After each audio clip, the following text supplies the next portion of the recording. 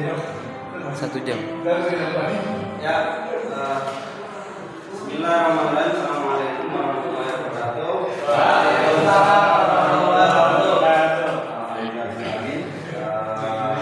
Gimana, Bapak Ibu sehat? Alhamdulillah. Mudah-mudahan kita semuanya sehat ya. Tetap semangat dan kita mencerdaskan anak bangsa. Bersyukur kepada Allah SWT hari ini kita bisa bertemu di sini dalam kegiatan pembebasan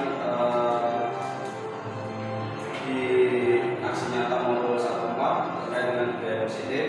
Mohon izin Bapak Ibu guru yang hebat semua, saya Pak Sugiarto dari SMK Negeri 1 Seleksi CGP Angkatan 11 Kabupaten Bogor. Terkait dengan pembebasan hari ini, yaitu mengenai budaya positif, ya, budaya positif. Nah, dari aksi nyata modul 14 ini di budaya positif mengenai tema menyebarkan pemahaman dan penerapan budaya positif. Tentunya Bapak Ibu semua yang ada di sini sudah banyak pengalaman juga di lapangan menemukan berbagai macam hal-hal yang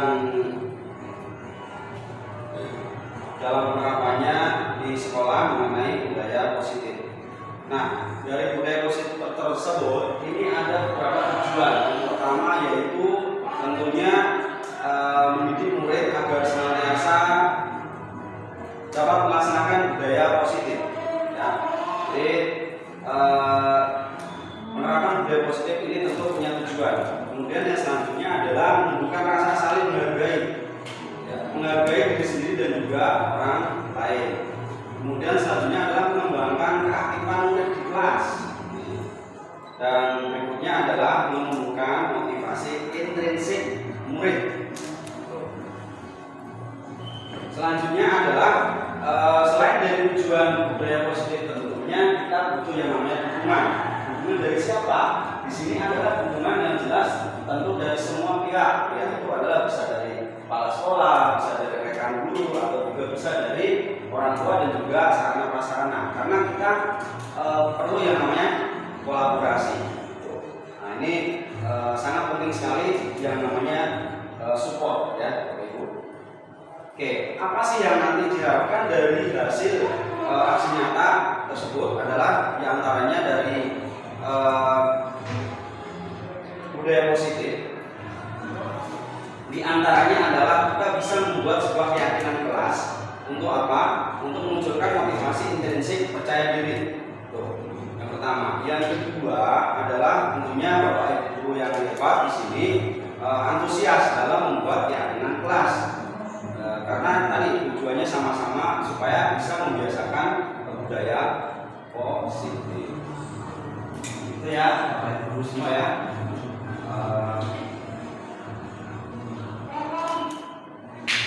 Selanjutnya dari apa yang bisa saya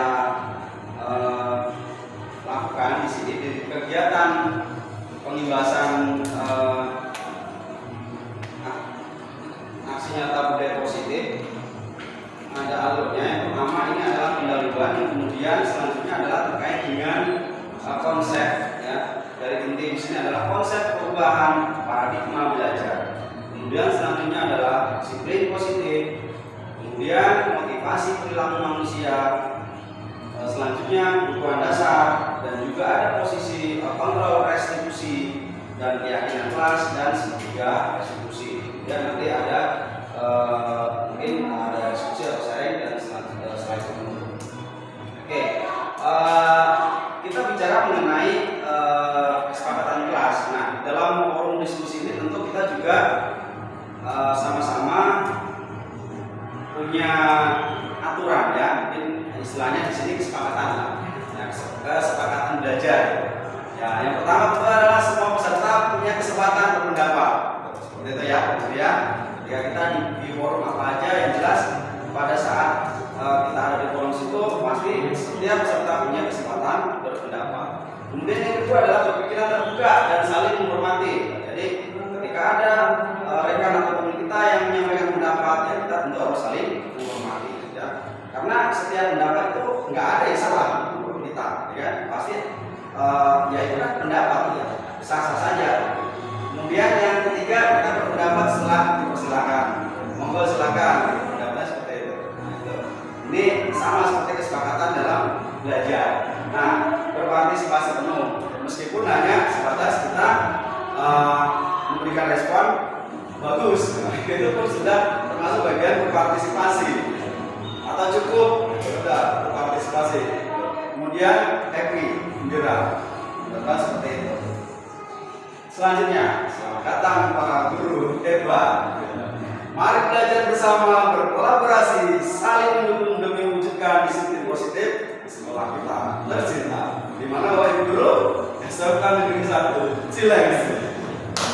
Dan Yesus amanah, cerdas, kreatif,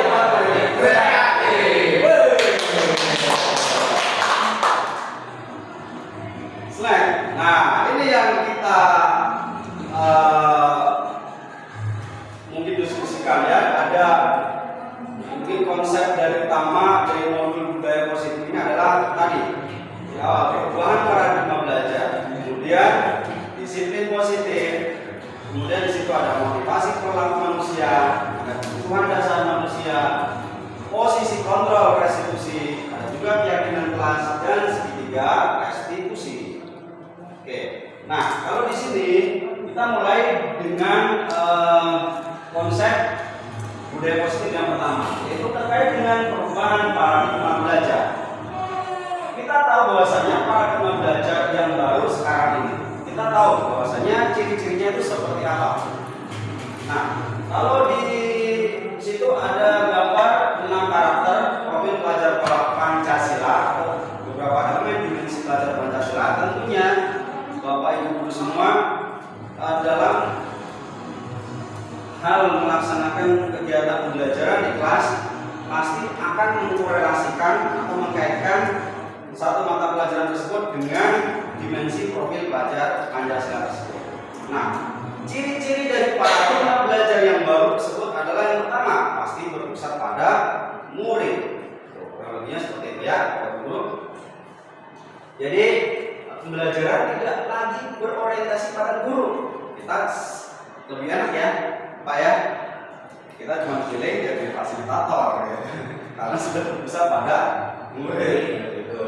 Ini salah satu kelebihan luar biasa. Sebenarnya kita lebih diuntungkan mungkin ya. Tetapi pada kebutuhan dan minat siswa.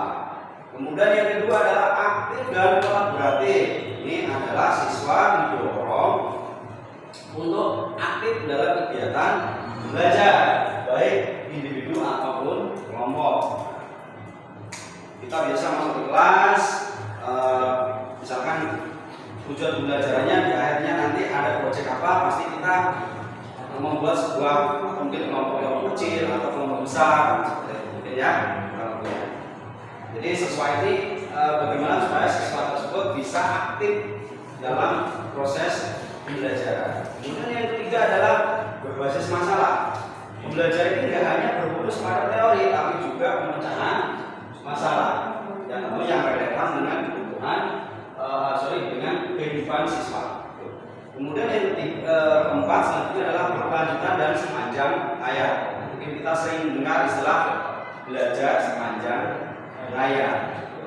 Ini termasuk perubahan paradigma belajar, salah satu ciri-ciri yang sekarang ini. Kemudian yang kelima adalah orientasi pada kompetensi. Ini penilaian lebih menekankan pada kemampuan siswa terkait dengan paradigma belajar. Itu yang konsep dari budaya positif yang pertama. Mudah-mudahan bisa dipahami ya Bapak Ibu guru ya. Saya yakin Bapak Ibu guru hebat semua. Selanjutnya kita masuk konsep berikutnya adalah disiplin positif.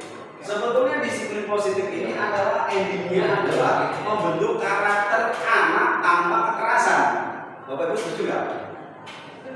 Ya, pasti setuju. Nggak mungkin ketika ada anak yang melakukan satu kesalahan kita langsung kita pukul dan seterusnya. Karena dari situ pun tadi kalau kita kaitkan dengan dimensi profil pelajar Pancasila itu kan sebetulnya bukan membuat sebuah proyek, tapi kan esensi dari dimensi profil pelajar Pancasila itu adalah merubah karakter peserta didik. Itu ya Bapak Ibu ya. Oke, yang pertama adalah budaya kita. Kata disiplin ini biasanya bikin orang nggak nyaman. Menurut Bapak Ibu setuju apa tidak? Harus disiplin. Seolah-olah merasa kita nggak nyaman gitu. Karena disiplin ini sesuatu yang dilakukan seseorang pada orang lain untuk mendapatkan kepatuhan agar kita nurut lah gitu ya. Makanya konteks disiplin di sini cenderung dengan ketidaknyamanan gitu. Seolah-olah seperti itu. Masa saya harus diatur-atur sih gitu kan. Nih, nah sebagai pendidik, jadi tujuan kita ini yang jelas adalah menciptakan anak-anak yang menjadi disiplin diri sehingga mereka punya perilaku yang mengacu pada nilai-nilai kebajikan universal dan memiliki motivasi intrinsik bukan ekstrinsik. Nah, selanjutnya adalah bahwasanya disiplin positif ini adalah salah satu cara penerapan disiplin yang mana tujuannya itu adalah menumbuhkan kesadaran serta memberdayakan anak untuk melakukan sesuatu. Jadi tanpa adanya ancaman atau hukuman ataupun istilahnya sokongan. Nah ini kaitannya dengan disiplin positif. Nah berikutnya adalah konsep budaya positif yang berikutnya itu terkait dengan motivasi perilaku manusia. Di sini ada menghindari ketidaknyamanan dan hukuman. Kemudian di situ ada mendapatkan imbalan atau penghargaan dan selanjutnya ada menghargai nilai-nilai kebajikan. Nah, di bagian pertama menghindari ketidaknyamanan dan hukuman ini biasanya murid melakukan disiplin karena dia takut dihukum. Nah, ini masuk kategori motivasi ekstrinsik ya. Kemudian yang berikutnya adalah untuk mendapatkan imbalan atau penghargaan dari orang lain supaya dapat imbalan. Ya. Ini murid melakukan disiplin diri karena dia ingin mendapatkan imbalan. Ini adalah masuk kategori dari motivasi ekstrinsik. Selanjutnya yang poin ketiga terkait motivasi perilaku manusia adalah menghargai nilai-nilai kebajikan sendiri. Jadi murid ini melakukan disiplin diri karena dia sadar bahwasanya nilai kebajikan dirinya ini adalah bagian dari motivasi intrinsik.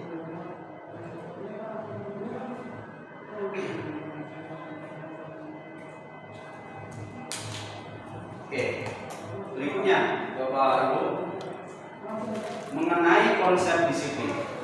Konsep disiplin di sini dengan identitas gagal. Ya, ada istilah identitas gagal di sini antara hukuman dan penghargaan. Biasanya kalau bicara mengenai hukuman itu ada cenderung kata atau sebuah kalimat menyakitkan, itu pasti. Yang pertama, yang kedua pasti bikin orang nggak nyaman karena dihukum. Kemudian kalau konteksnya ke murid, pasti murid takut. Nah, atau juga memaksa, memaksa. Ini masuk kategori hukuman. Kemudian bisa juga murid menyembunyikan sebuah kesalahan.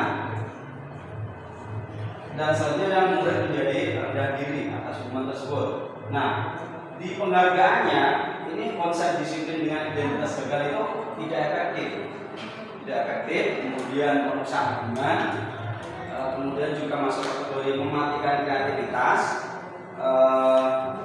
bisa juga mendukung dengan sistem ranking atau merampas hak menghargai dirinya. Ini masuk kategori konsep disiplin dengan identitas gagal.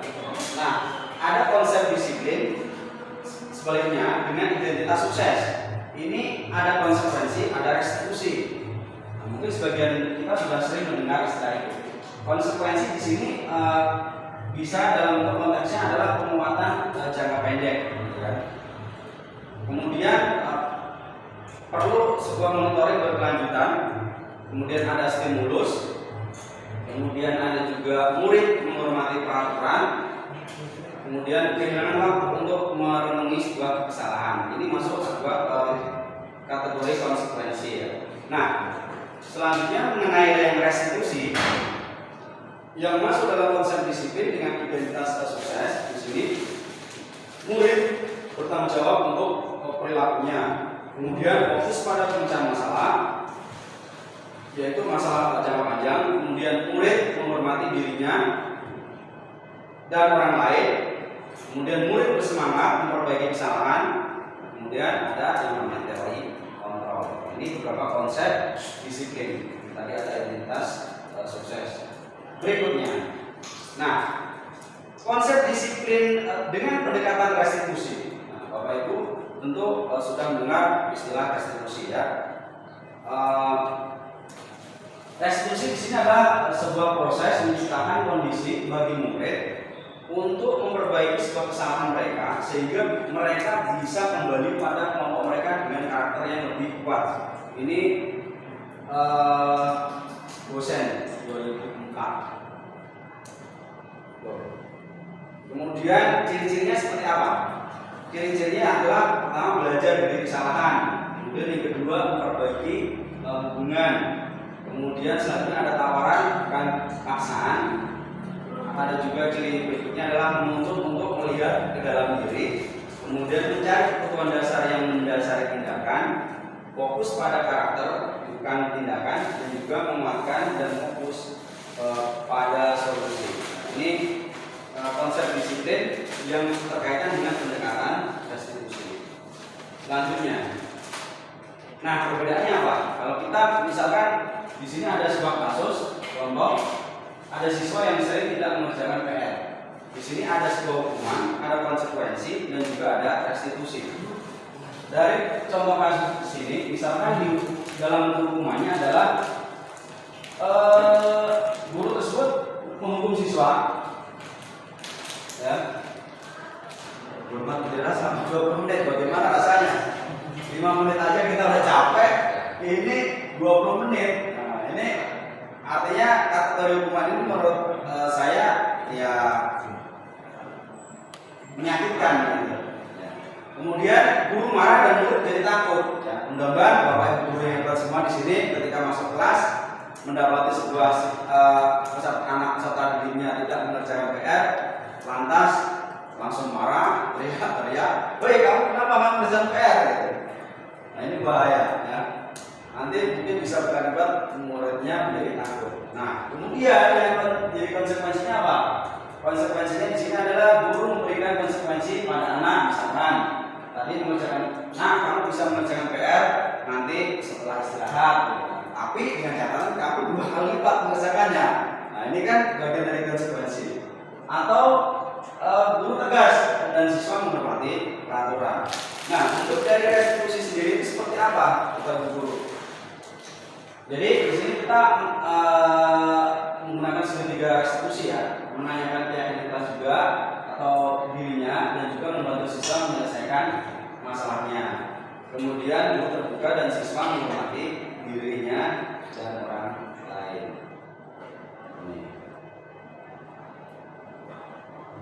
Ini contoh kasus dari siswa yang sering tidak mengerjakan PR.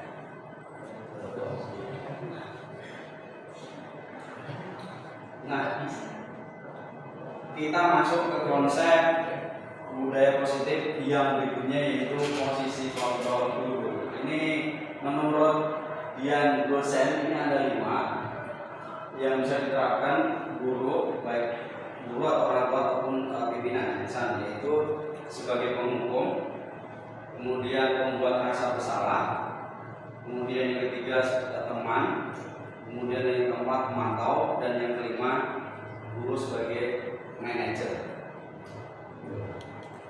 Nah, ini masuk dalam konsep budaya positif. Nah, kita berbicara selanjutnya ini konsep budaya positif, yaitu mengenai keyakinan kelas. Ya.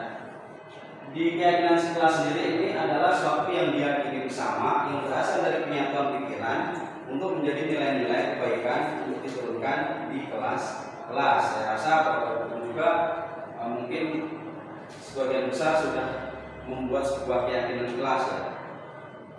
Agar tujuannya adalah mereka mengikuti atau mematuhi apa yang sudah disepakati di kelas tersebut. Nah ini sedikit ada contoh gambar, bukan gambar, video ya. Mohon maaf, ini video yang sudah pernah saya lakukan kemarin di kelas 11 DKP terkait dengan kegiatan atau keyakinan kelas. Saya buatnya di aplikasi Canva. Tapi ini saya buat secara keseluruhan dalam kelas. Nah, sebetulnya seharusnya memang ada bentuk-bentuk lain dalam membuat keyakinan kelas. Ini dari suaranya ya. Nggak apa-apa, itu gambar aja kayak. Jadi ada model mungkin dibikin kelompok-kelompok dulu seperti itu. Kemudian mereka diminta untuk menulis sendiri dari keyakinan kelas yang mereka inginkan. Dan sejatinya keyakinan kelas juga sifatnya kalimat-kalimat yang positif seperti itu.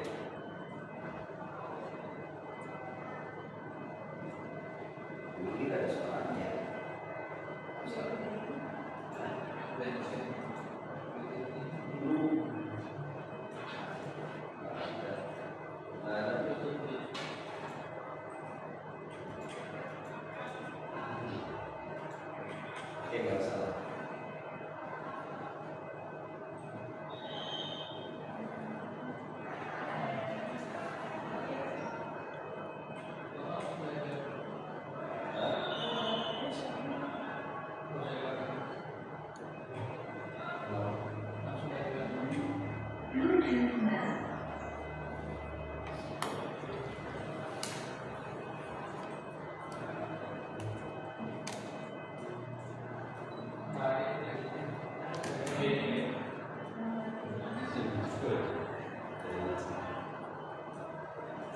Ya, anggap aja ini ketika saya sedang membuat sebuah keyakinan kelas di dalam kelas 11 DKP 1, 2, dan juga 3. Nah, cuman metode yang saya lakukan adalah saya secara bersama-sama di antara siswa itu menyampaikan pendapat si A, si B, si C seperti itu. Mereka saling memberikan pendapat. Kita bikin keyakinan kelas seperti apa? Seperti itu. Nah, dan hasilnya adalah seperti ini, Bapak. Ini diantara hasil keyakinan kelas di 11 DKP 1, kira-kira hampir sama sih. Wajib hadir tepat waktu, kemudian menghargai pendapat teman. Yang ketiga adalah ini boleh minum tanpa izin. Kita makan juga boleh, harus izin dulu ketika keluar kelas. Kemudian yang berikutnya adalah membuli, ya, jarang membuli. Kemudian pastikan membawa perlengkapan sarana prasarana. Ini di DKP 1. Berikutnya di DKP 2 juga bersama. Ini salah satu contoh hasil dari diskusi saya sebagai guru PKK kemarin masuk di kelas 11 DKP dalam membuat sebuah keyakinan kelas. Ini seperti itu ya, Bapak Ibu. Saya yakin Bapak Ibu guru juga semua sudah seperti itu ya. Tinggal nanti bagaimana kita mengaplikasikan dalam kelas tersebut dengan model yang berbeda-beda. Nah, selanjutnya kita masuk ke tahapan konsep yang berikutnya, yaitu adalah segitiga restitusi. Dari awal tadi kita terkaitan dengan segitiga restitusi, bahwasanya restitusi itu adalah sebuah proses menciptakan sebuah kondisi bagi murid untuk memperbaiki kesalahan mereka sehingga mereka bisa kembali pada kelompok mereka, ya, dengan karakter yang lebih kuat, dari menstabilkan identitas, kemudian validasi salah, kemudian membuat keyakinan. Gitu. Selanjutnya adalah ini ada salah satu contoh kemarin ya, untuk dari segitiga restitusi. Ini ceritanya, kasusnya adalah bahwasannya si Ares ini dia nggak ikut kegiatan fans club ya. Jadi posisinya Ares ini dia ikut ekskul fans club, tapi dia tidak izin sama pembina. Gitu. Nah, ketika saya melakukan menstabilkan identitas, saya tanya ke Ares, anaknya. Ares tahu apakah kamu tahu bapak panggil kemari? Ya Pak, saya tahu bla bla bla seterusnya. Kemudian tentunya dia si anaknya ini harus punya alasan loh. Alasannya saya mohon maaf Pak, saya buru-buru pulang karena saya ingin ikut ayah saya jalan-jalan piknik malam. Makanya saya tidak izin ke pembina saya untuk ikut ekskul fans club. Oke, mungkin hal tersebut bagi Bapak adalah ada juga teman-teman kamu yang seperti itu.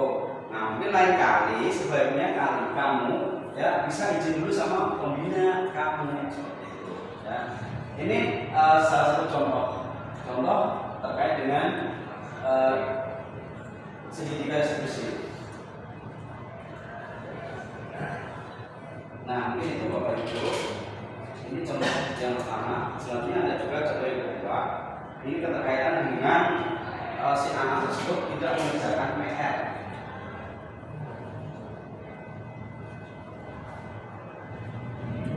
Nah, jika mengerjakan PR itu, ya tentunya saya tidak langsung marahin mereka. Kenapa kamu nggak mengerjakan PR? Langsung saya jewer, enggak seperti itu ya, Bapak Ibu ya. Tapi saya panggil anaknya, tetap dengan ramah, gitu kan, supaya kita stabilkan dulu identitasnya, baru kita validasi hal yang salah. Bahwasanya kenapa kamu tidak mengerjakan PR, Ridwan? Ya Pak, karena semalam saya katanya bilang semalam saya tidurnya terlalu larut malam. Pasti teman-teman kamu juga kadang-kadang ada yang tidak mengerjakan PR seperti itu. Nah, lain kali kamu jangan seperti itu. Gitu. Nah, ini kita buat validasi tindakan yang salah. Bahwasanya kalau seperti itu keliru. Kemudian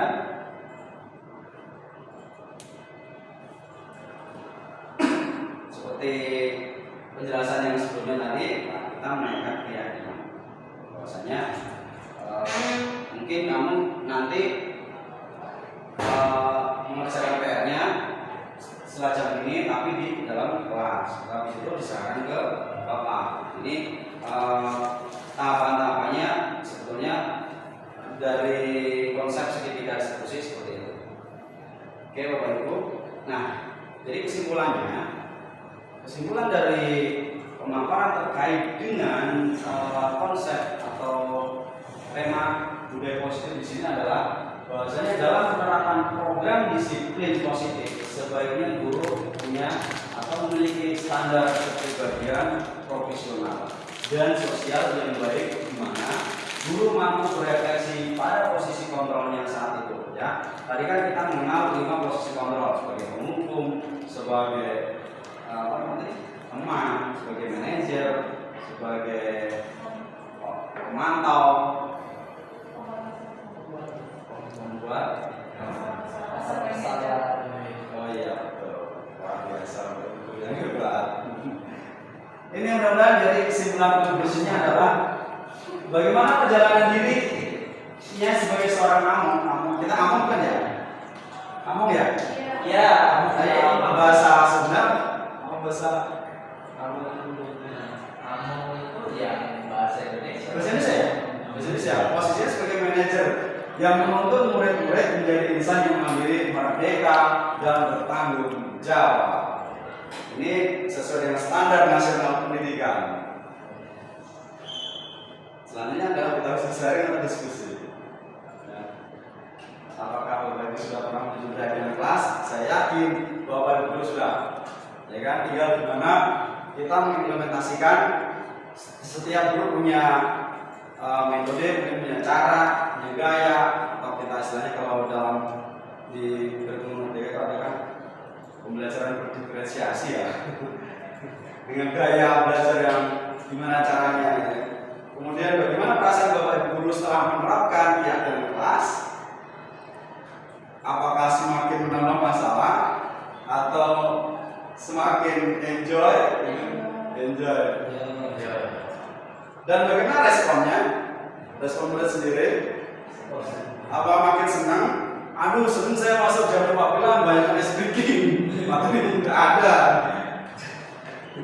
Jadi seperti itu ya. Oke, ini singkat aja. Dan terima kasih. Mudah-mudahan kita sebagai calon guru penggerak angkatan 11 semoga tergerak, lekas bergerak, mari menggerakkan. Saya pakai background angka Indonesia karena bulan Agustus.